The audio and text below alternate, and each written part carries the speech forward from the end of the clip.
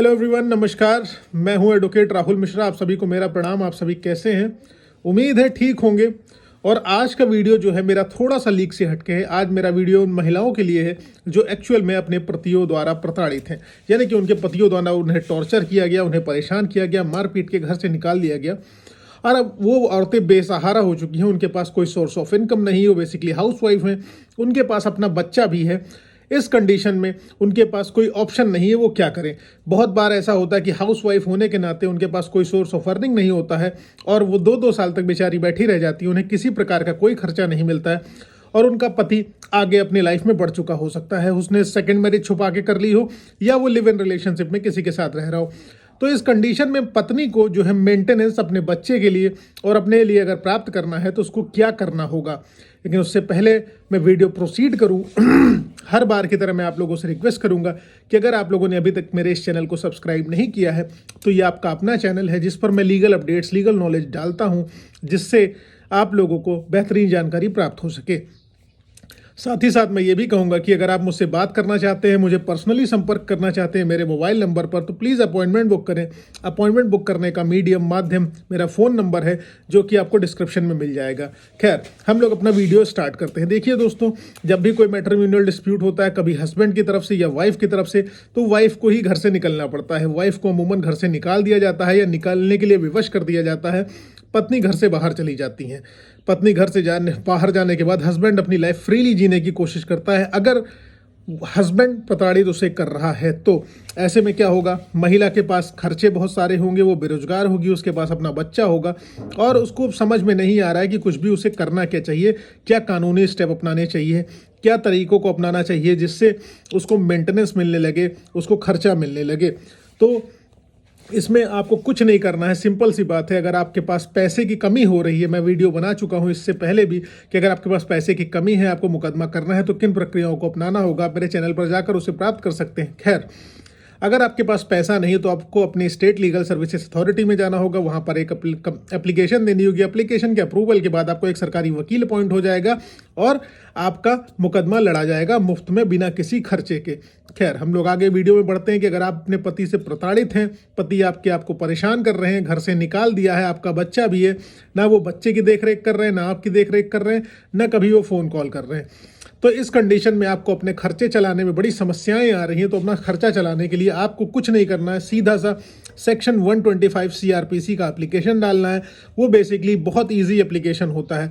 उसमें आपको अपना नाम, पता, डिटेल, सारी की सारी इन्फॉर्मेशन, अपने बच्चे की इन्फॉर्मेशन, किन कारणों से आपको घर छोड़ना पड़ा या घर छोड़ने पर मजबूर किया गया, वो सारी की सारी डिटेल आपको उस एप्लीकेशन में दे देनी है। और हमारे यहाँ इंडिया में मेंटेनेंस का कानून इतना आसान है कि ये सारी एप्लीकेशंस देने के बाद ही आपको मेंटेनेंस बंध जाता है कोर्ट की प्रोसीडिंग्स के बाद।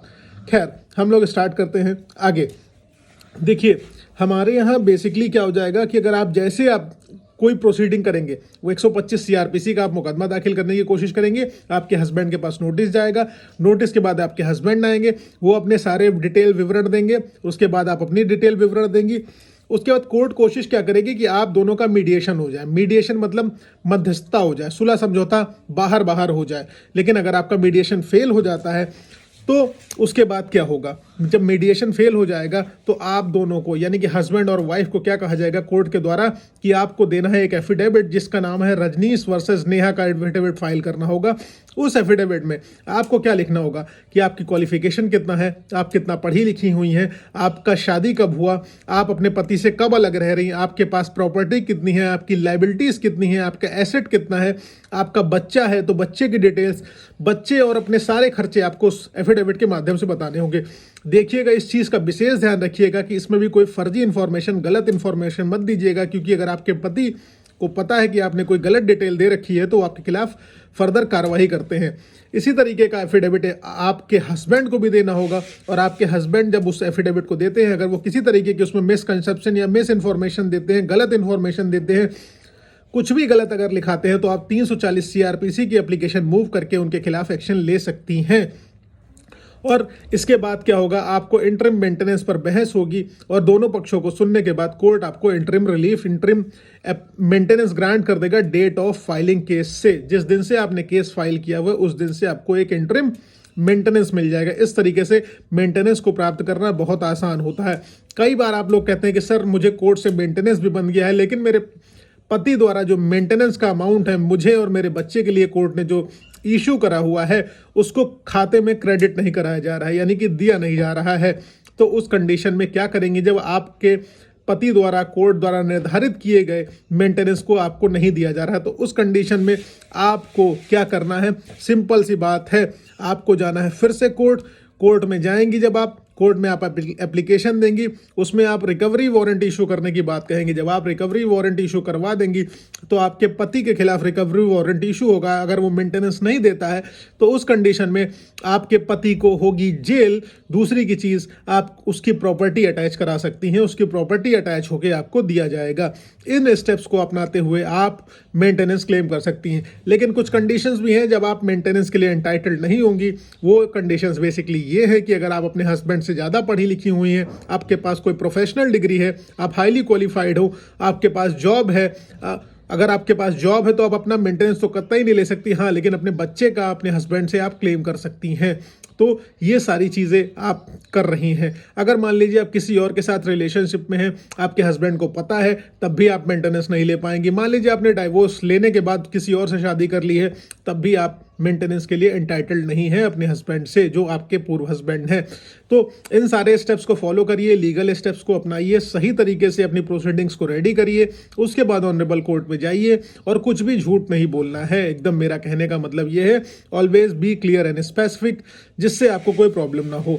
आई होप क्लियर है तो प्लीज़ लाइक से सब्सक्राइब करना।